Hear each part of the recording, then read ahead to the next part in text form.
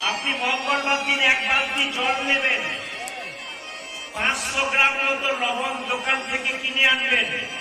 যে লবণটাতে রান্না করেছেন ওই লবণ দিয়ে দেবেন না, দোকান থেকে পরিষ্কার পরিচ্ছন্ন 500 গ্রাম লবণ এনে এক বালতি জলে ঢেলে সেই লবণ মাখা জলটা বাড়ির এখন থেকে ওপর পর্যন্ত ধুয়ে মুছে পরিষ্কার করবেন মঙ্গলবার দিন।